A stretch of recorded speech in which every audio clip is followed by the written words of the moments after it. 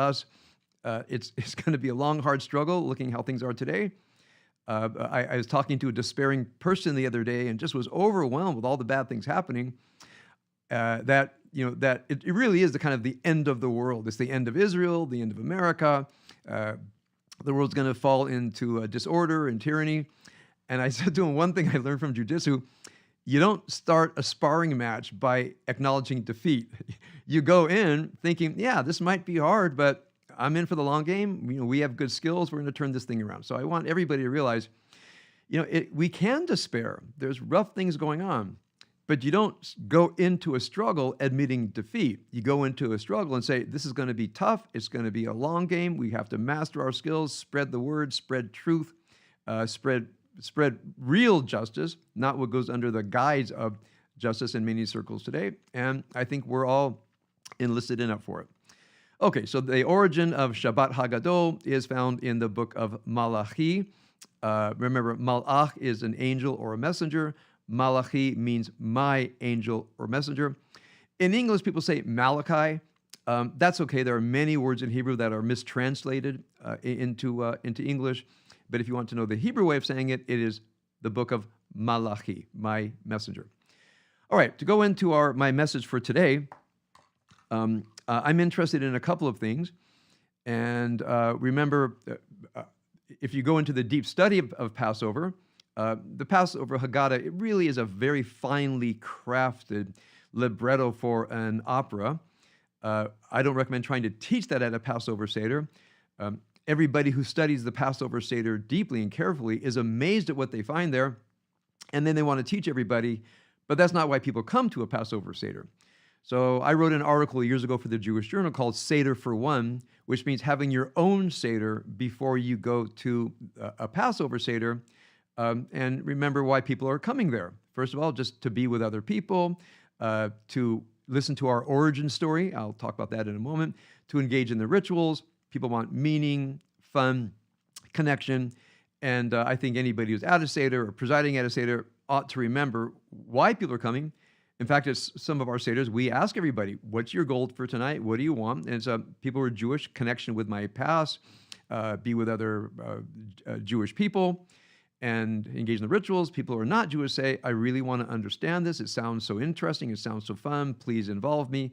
So it's not a bad thing if you're at a Passover Seder, go around the room and say, what is everybody looking forward to tonight? It's probably going to come down to enjoyable, meaningful, familiar traditions, new traditions, and so forth. And we should all be ready to help that happen. So one thing that I try to do each year is pick one or two themes for my Passover for one, and if I can bring that into a Seder, which is, by the way, mostly our daughter's friends this year. You all know that we're moving to Israel probably in June. The girls are here to say goodbye to the house. It's really sad. And have some of their friends over. With that, I want to assure everybody, as Oratora transfers from a membership synagogue to a wisdom institute, which means there's not going to be a membership, there's just going to be supporters, we will continue Friday nights Pacific time, Shabbat morning Pacific time. But of course, we rely on everybody who wants to support this. It's not going to be on the so-called Orator members. Anybody who supports it, wants to attend, thinks it's a good idea, wants the world to have it, we're going to rely on you to help keep this going. All right, so the two things I want to focus on today is, first of all, the so-called wise son. Now, remember, when you look at the so-called Arba Banim, the four sons of the four children, it's completely a rabbinic artifice. What they've done is they've taken 4 places in the Torah where it mentions teaching this to your children or teaching this to your son. The rabbis, when they were creating the Haggadah, they put them in so we could remember each time it says, and you shall teach your child. By the way, the word Haggadah comes, Vihigadata levanecha, you shall tell your son. Higadata, the command form of Haggadah, which is to narrate a story. So the rabbis invented a typology. It's a pure rabbinic invention. The Chacham, the wise one, the Rasha, the so-called wicked or rebellious one, the simple one, the Tam, innocent, simple, and the Eno Yodei Lishol, one who doesn't even know how to formulate a question. That's a complete rabbinic invention. I think it's a brilliant invention. At different times and many times, we've used these four typologies and examined them very deeply. And then at other times, we ask, well, are there four different typologies of human beings, of personalities? And that can be a really great discussion. It can maybe even take up all your discussion time at Passover. When you finish the first rituals, let's go back and ask, are there four spiritual personalities? Are there four kinds of spiritual seekers? Are there four kinds of religiosity, and so forth? I think that can be a very, very fruitful discussion. So one of the things I want to focus on is when we say the wise son, and somewhat ignoring what the Haggadah has to say, which is someone who wants to learn all the commandments. I think that's great, but I think that's a tiny part of wisdom. I want to share with you some of my thoughts about wisdom as we are formulating Wisdom Institute. I'm getting my thoughts together on what exactly that means. So I shared a bit of this list another day. I'll share it now. And remember, if you want to hear this again, it'll be up on YouTube soon. So if with the so-called wise son, we are bidden to become what I'm going to call a person of wisdom. So here are some elements. A person of wisdom should have knowledge of the things they care about and the things they talk about. One thing that we're very frustrated with, I know, are people who have strong opinions and very limited knowledge. In fact, oftentimes, the shallowness of knowledge is matched by the toxicity of the opinion. And there's a reason for that. Because if you have deep knowledge, the things we care about are actually complex. There's no single way of looking at it. So, in my opinion, people who have strong opinions without knowledge makes things worse. And you'll always meet people with very strong opinions. You try to engage them, and you realize they're stuck to their opinions, or they have an ideology, or what I'm going to call the quasi-religion that we see happening today, the postmodernism, critical theory gone bad, what I call the anti-colonialism, anti-imperialism, anti-capitalism, all of that projected into hatred for Israel, hatred for the United States, and a growing anti-Semitism. I think it's a very bad thing. The problem with talking about it, that you realize it's a quasi-religion, it's an ideology, and you really can't chip away because, in my opinion, this is going to sound rather harsh, but I've done a lot of study and something that I think I know. Many people who don't have a strong sense of meaning in life are looking for meaning. You'll see this in Eric Hoffer's book, The True Believer. So Eric Hoffer makes this point. I talked about this after October 7th. Why do mass movements attract people? Partly because they lack meaning. Somebody arrives and says, I will give you meaning in your life. I'll give you a worldview. I'll tell you what the evil is, what the good is, and we'll demonstrate and we'll make noise and we'll have meetings. And it's almost like a religious atmosphere. Sometimes protests are a way of expressing devotion to the ideology. So from the study of the attraction of mass movements that Eric Hoffer wrote about in 1951, and many more things that I could cite, I think that people who have a kind of an emptiness without a strong spiritual and moral foundation are open to very bad ideas because of the desire to feel meaning in life. And if you can't find it yourself, you'll take over what someone else gives you. And if you don't have a strong sense of a moral code, you'll take on the moral code of other people, which might be good, but their moral code might be bad. For example, this includes debasing, humiliating, and scaring other people. I see that as immoral. If you talk to somebody who says, well, we have to do that because that's the only way we can change the world. I actually doubt if it's true, and it's also immoral. So for me, knowledge helps us not be ideologues. Knowledge helps us, even if you have a religion, you're not dogmatic about it, because, for example, in Judaism, if you look at the Talmud, etc., there's no dogma because the Talmud is filled with disagreement. So if you really want to know about Judaism, be ready for a cacophony of interpretations about what it all means. Meaning, we all might light Shabbos candles, but what it means is open to vast interpretations, whether you're a Maimonidean, you focus on the Midrash, the Zohar, etc. The more you know, the more the complex world is, and then you're ready to admit, wow, there's a lot I don't know. And so when you meet somebody else that has a different opinion, you say, I'm curious. So I think a person who's committed to knowledge has curiosity instead of dogmatism. For me, that is part of becoming a wise person. Whatever you know there's more to know, and we can learn from books and we can learn from other people. So we want to say respectful, curious, not to the point that we abandon what we know for sure, but we're certainly open to more knowledge. I want to quote a jiu-jitsu teacher in Israel. So I visited a jiu-jitsu club, and somebody had a certain escape from a certain position, and I escaped from a position. They said, I've never seen that escape before. Would you show me? And I felt bad because I'm in somebody else's jiu-jitsu club, and apparently he hadn't taught this escape. I said, okay, I'll teach it to you, but then I got to go get permission. So I taught the person the escape. I walked over to the black belt around the club. I said, he saw I had a black belt. I said, one of your students asked me about an escape. Is it okay that I teach it? He said, more knowledge is always good. I thought that was especially gracious, and saying, I don't know all of jiu-jitsu. If you know something I don't know, bring it to my club. We'll just all get better at jiu-jitsu. And I thought that was great. And he said it, in 1/100th of a second. Like, of course you can teach anything that you know. It'll only make us all better. So again, a person can say, well, I'm a black belt. I know all of jiu-jitsu, so don't you teach anything that I don't teach in my club. I think that's a very stiff, rigid way of looking at it. Or the more knowledge, the better. Let me see what you have, and maybe I can find a defense or something like that. All right, so knowledge is not dogma. Knowledge is mastery of the things you care about.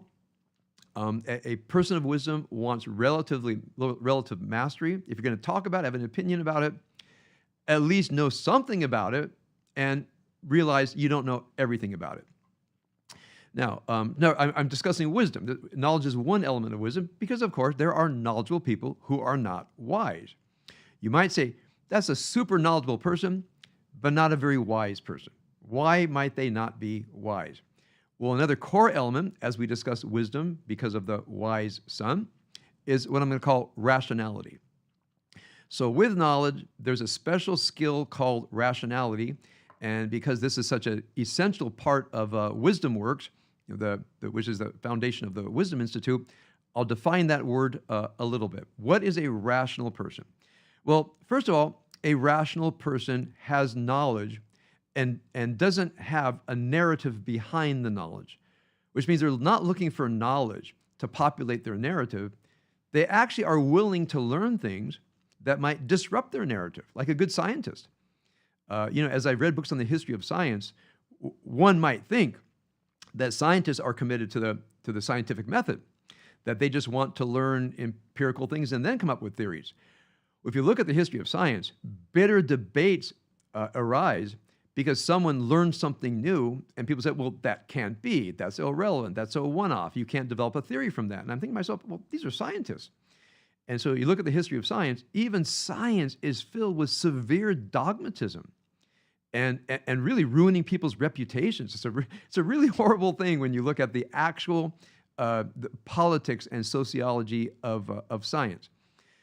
So a wise person is willing to examine all of the evidence. And if you believe something, a person says, well, what you think is true actually is not, and now in the days of instant information, you can probably find your way to a factual knowledge, something that is factually true, that doesn't support their narrative. And people have done this with me. Somebody has their mic on. Let's make sure all the mics are off. And of course, I've done this for other people. So a wise person is rational, means you have all the facts that you can assemble. Now, as you assemble facts, you derive good theories from facts. Good theories from facts. I'll give a classic example. A person comes to me and they says, my 14-year-old is not telling the truth, is hanging out with bad people, is experimenting with marijuana is disrespectful and secretive. And I say, you could have stopped at teenager. That's just, right? This is not a new phenomenon. And so what I realized, the person had never read anything about child development and adolescent development. If you really knew about adolescence, your child is one of those.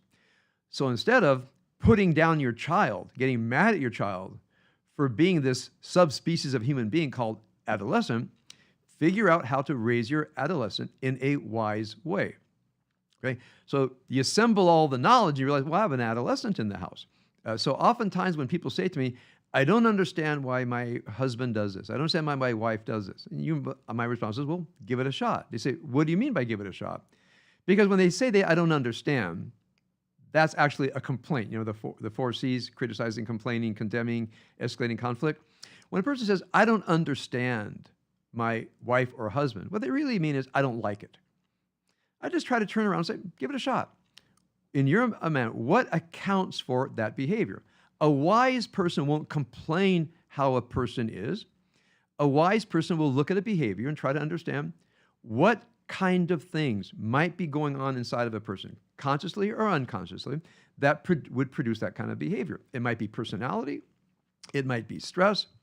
It might be a misunderstanding. There's so many things that could go on to it. A person who is not rational will look at the behavior and say, I don't understand. A person of wisdom rarely will do that, and they'll only say, I don't understand, when they really hit a wall. You know, it's a culture in our family, you know, when raising our kids, and we say, can you explain why you did that? They say, I really don't know why I did it. And our response is, I have time. Which means go on a journey inside as much as you can. Go through your thoughts, feelings, emotions, your different ego selves, because something motivated you. It's very common we don't know what it is. So a rational person, actually, I'll talk about this in a minute, wants to understand themselves and other people. So knowledge has rationality, searching for facts, creating theories on facts, and emotional states are facts. You know, for example, anger might not be based on facts, oftentimes isn't, but anger is a fact. Like I say, well, that person's angry, or I'm angry, and you want to investigate that deeply. I would say that a person of wisdom rarely makes judgments, I'm going to call this sound judgment, under the sway of strong feelings and emotions. I want you to think about it. A person is really angry, really depressed, really upset, inconsolable. Try to imagine that that person can actually issue wise, sound judgment. They probably have to be on the other side of it before they can say anything that's true, meaningful, you know, in some kind of practical sense, meaning wisdom that I can use. I mean, we're devoted to practical wisdom. So therefore, a person of wisdom can learn to separate distraught emotional states in the unconscious ego self, is what I call it, consciously and willfully access the higher self, which is a place of rationality and truth and wisdom, and issue sound judgment, not under the sway of negative emotions, feelings, thoughts, etc. So that's another element of wisdom from my perspective. I believe that a person of wisdom uses words carefully, precisely, and can define them fairly. Now, I've been teaching this for years and years and years.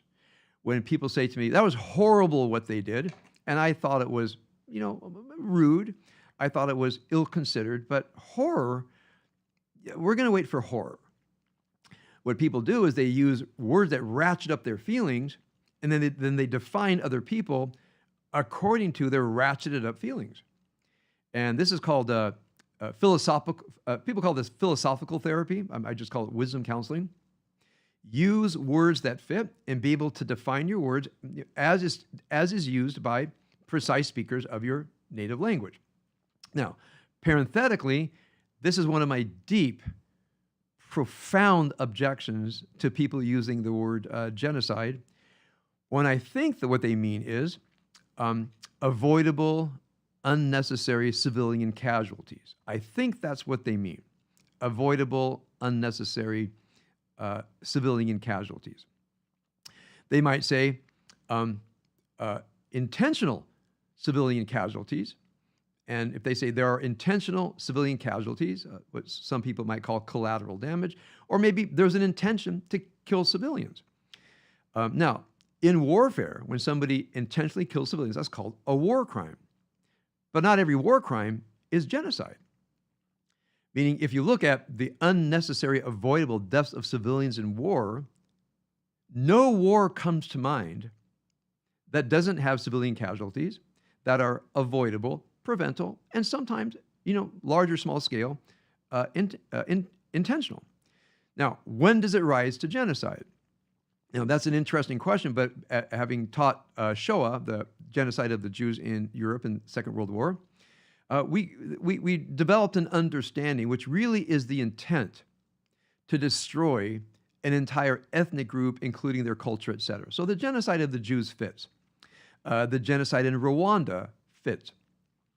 I think the Balkan Wars had a genocidal element. I don't think there was an intention to wipe out every Croatian, but there's definitely mass murder with the goal of ethnic cleansing, which can come close to genocide. So I'm going to say ethnic cleansing, as horrible as it is, and as criminal as it is, it might be, we want these foreigners off our land. They go back to their own land. We don't care. If they're on our land, we're going to kill every single one of them.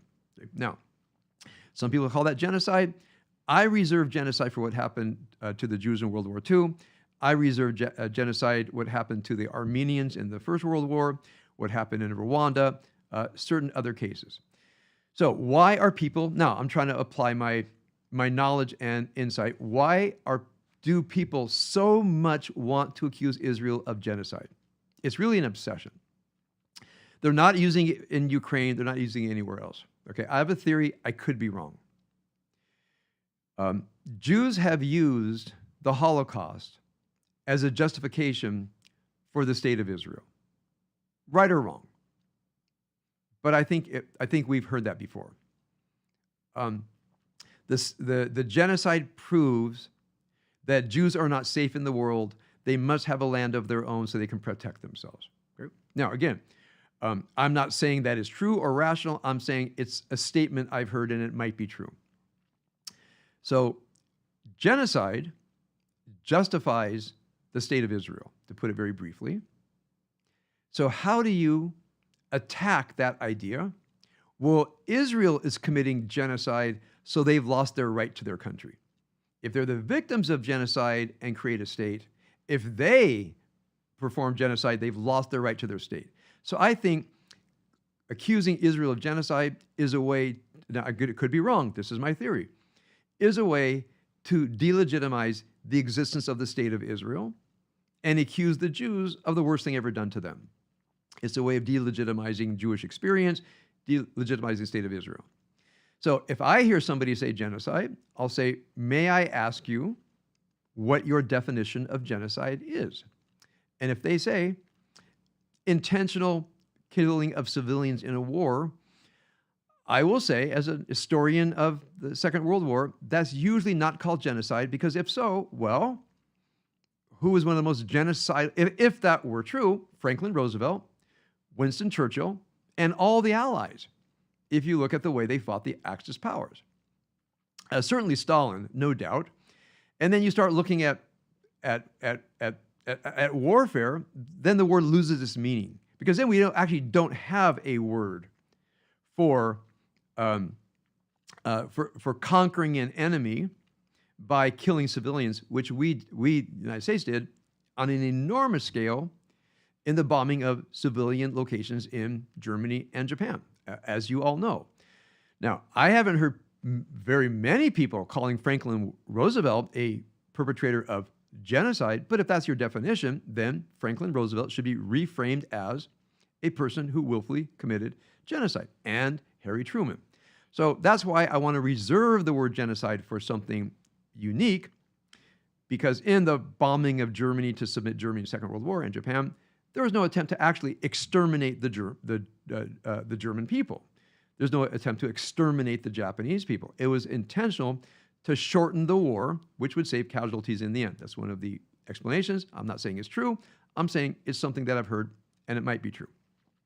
So a person of wisdom uses words with precision, because when we don't use words with precision, you might say words are start to have what's called a mission crawl.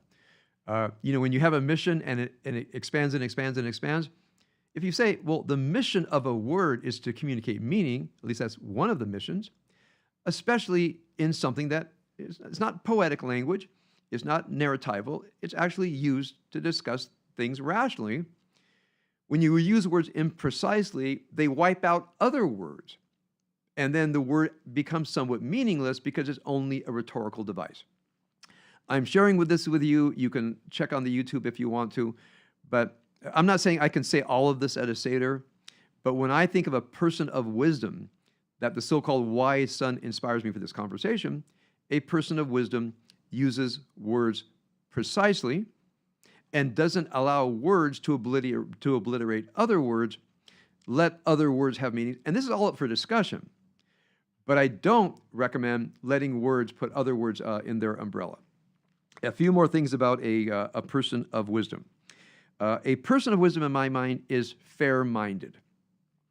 Now, by fair-minded, it means something, and fairness is very difficult, by the way. Whenever I teach theories of justice, I'm going to say real justice, not the charade that's going on today. One of the things we say is justice as fairness.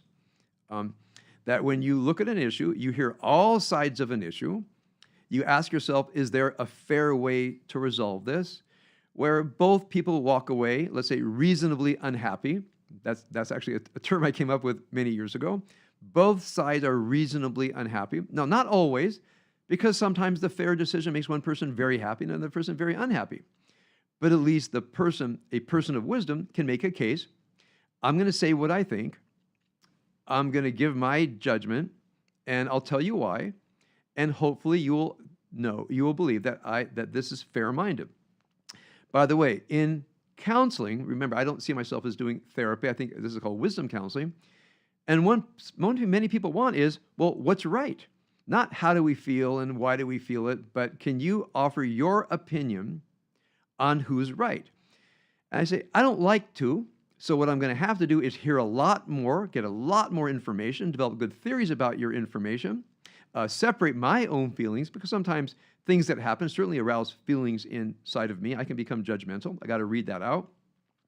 And I'm going to say, I'm going to tell you what I think.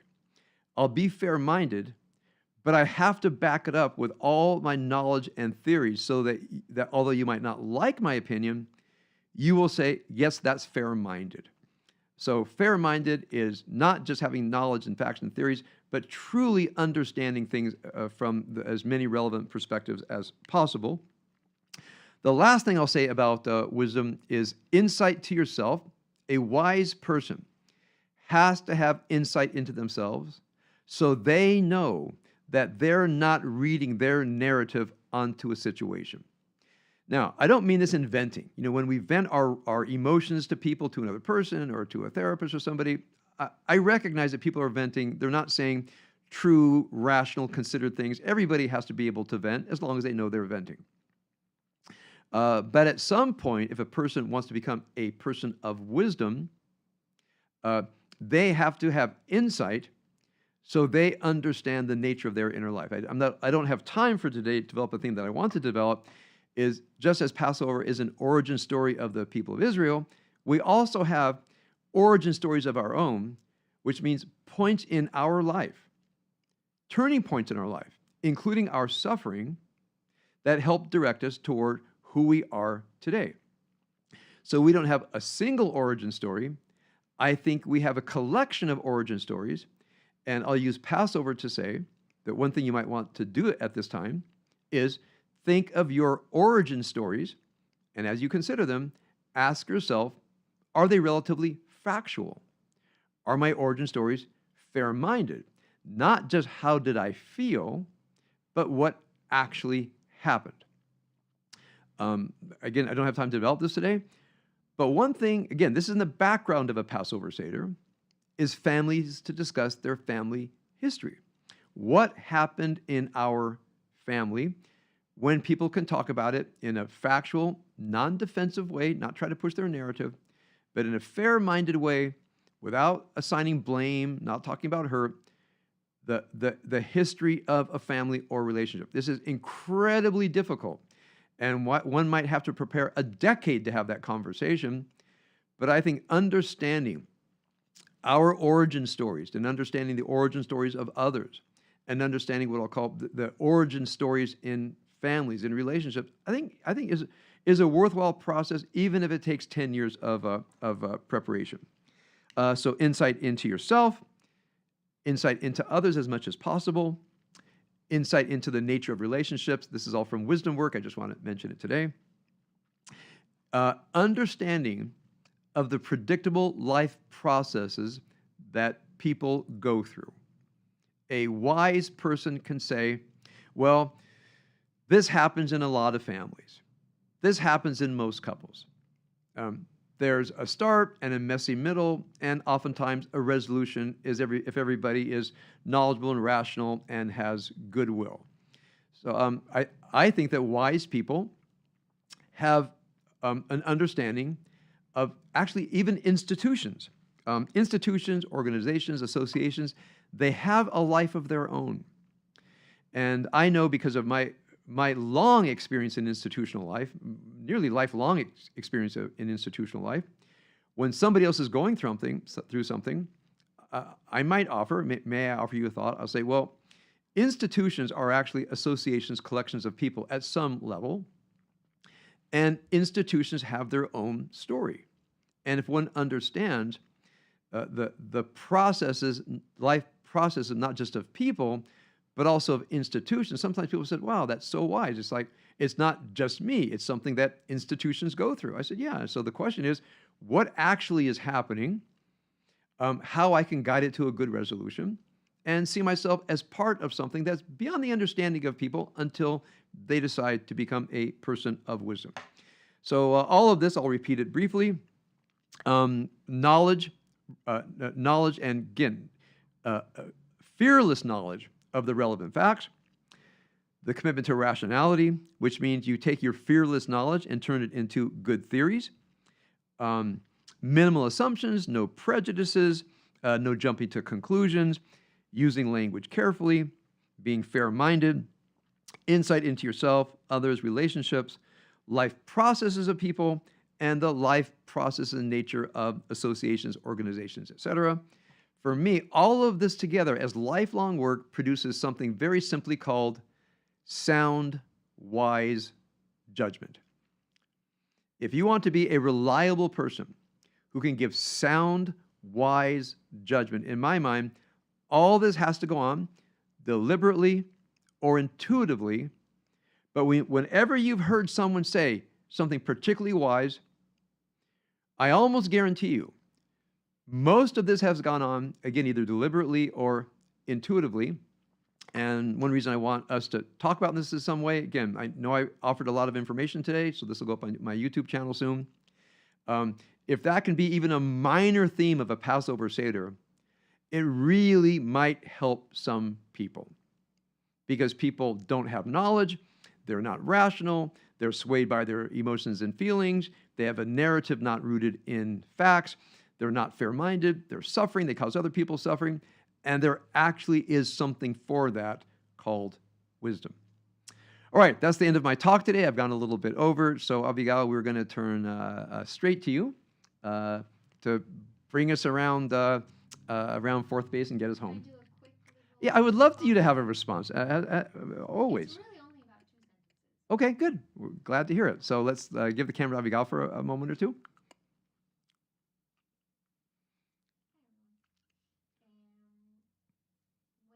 you talk about the importance of wise, sound judgment. The mic is not on.